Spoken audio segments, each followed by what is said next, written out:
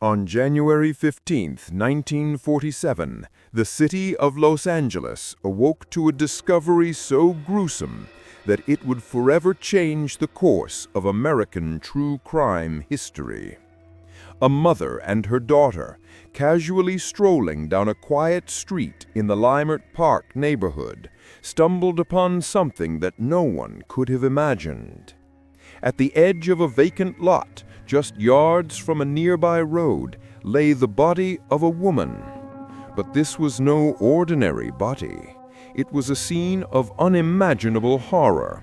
A woman cut in half at the waist, drained of blood, and positioned in a way that suggested a chilling, deliberate act of violence. The body of the woman was soon identified as Elizabeth Short, a 22-year-old woman from Massachusetts who had come to Los Angeles in search of fame. But her name would come to symbolize something far darker.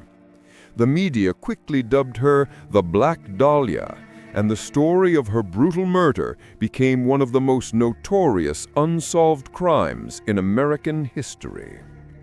Elizabeth Short was a strikingly beautiful woman, with dark hair, pale skin, and an enigmatic aura that seemed to capture the attention of anyone who crossed her path. She had moved to Los Angeles in 1946, eager to pursue a career in Hollywood.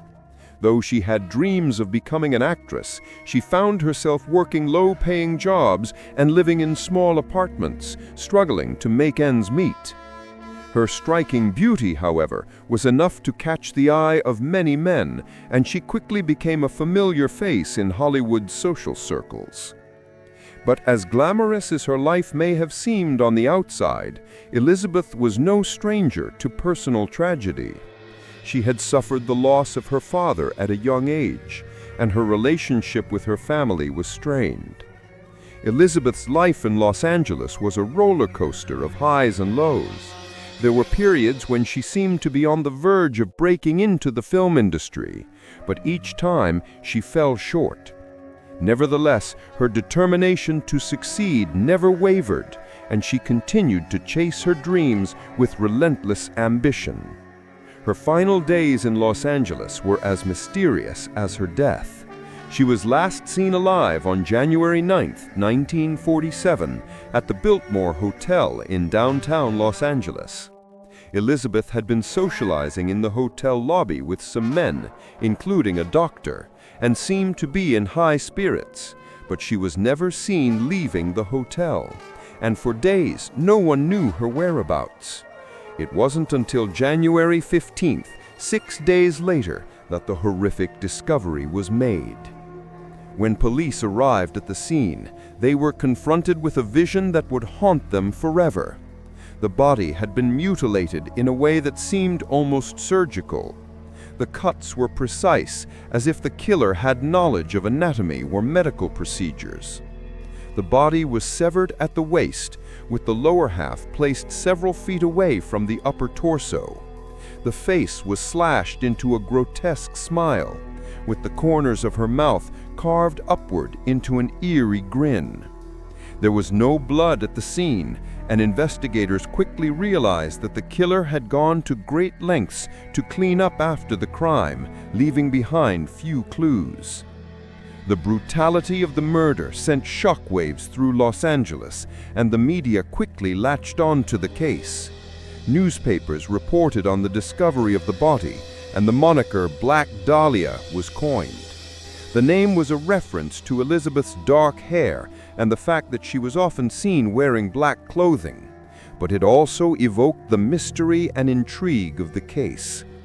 The Black Dahlia murder would go on to captivate the public for decades, becoming one of the most infamous unsolved crimes in American history. In the days that followed, the Los Angeles Police Department launched a full-scale investigation into Elizabeth's death. Detectives interviewed dozens of witnesses, followed countless leads, and combed through Elizabeth's past in search of answers. What they discovered was a woman who, though she had many admirers, was not without her fair share of enemies. Elizabeth's relationship with men seemed to be one of the key focuses of the investigation. She had been romantically linked to several men in the months leading up to her death, and some investigators believed that her murder may have been the result of a jealous lover or a violent encounter with one of these men. However, as they delved deeper into her personal life, they found no solid evidence to link any of these men to the crime. The investigation also revealed that Elizabeth had been living a somewhat nomadic lifestyle. She had stayed in various apartments and rented rooms across the city, and had even been involved in some legal issues, such as a brief arrest for underage drinking. Despite these issues, she was remembered by friends and acquaintances as someone with a kind heart and a hopeful spirit. It seemed that Elizabeth Short was just a young woman trying to make her way in the city of dreams, but ultimately, her dreams would be cut short in the most horrific way imaginable. As the investigation continued, detectives discovered that there were several strange and unsettling aspects to the crime scene. First, the killer had removed all of the blood from Elizabeth's body, a detail that suggested the murderer had taken the time to drain her of life before disposing of her body. Second, the body had been meticulously cleaned, with no trace of blood left at the scene. This led some investigators to believe that the killer may have had medical or surgical training, or at least had some knowledge of how to cover up such a grisly crime. In addition to these physical details, there were a number of other strange elements that made the case even more baffling. A week after the body was discovered, the Los Angeles newspapers received an anonymous letter allegedly written by the killer. The letter was cryptic, filled with odd symbols and references to the crime. It read, "I will give you a test of your own. This is it. Solve the Black Dahlia. The Black Dahlia has had her story told. It is now your turn."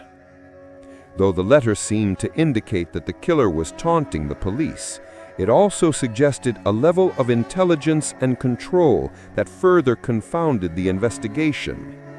Over the weeks and months that followed, several other letters were sent to the media and the police, but none of them provided any real leads. The killer seemed to be one step ahead of law enforcement at every turn, playing a twisted game with the public and the authorities. As the case continued to unravel, more theories emerged about the identity of the killer.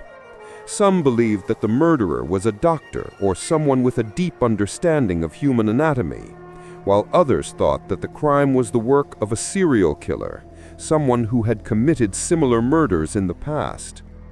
One of the most prominent theories was that the killer may have been someone Elizabeth knew personally, someone who had gained her trust before turning on her in a fit of rage.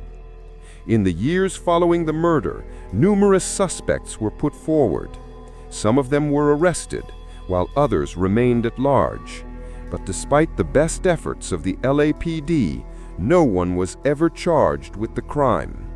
The Black Dahlia case remained open, but the lack of solid evidence and the confusing nature of the investigation made it impossible to solve. As the decades passed, the Black Dahlia murder became one of the most famous unsolved crimes in history. It has been the subject of countless books, documentaries, and films, with each new telling of the story adding new layers of mystery and intrigue.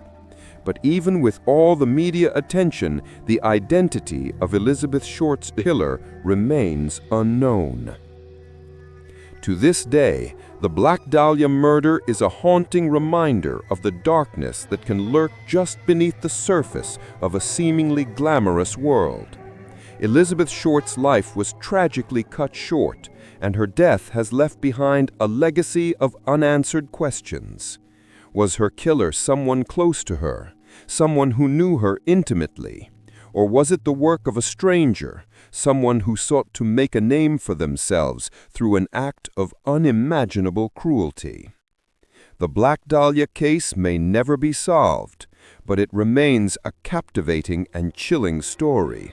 A reminder that some mysteries are destined to remain unsolved no matter how hard we try to uncover the truth. As we reflect on the life and tragic death of Elizabeth Short, we are left with the same questions that have haunted investigators and true crime enthusiasts for decades. Who killed Elizabeth Short? Why did they do it? And why has her case never been solved? These questions will likely remain unanswered. But one thing is for certain: the Black Dahlia murder will continue to haunt the public imagination for generations to come.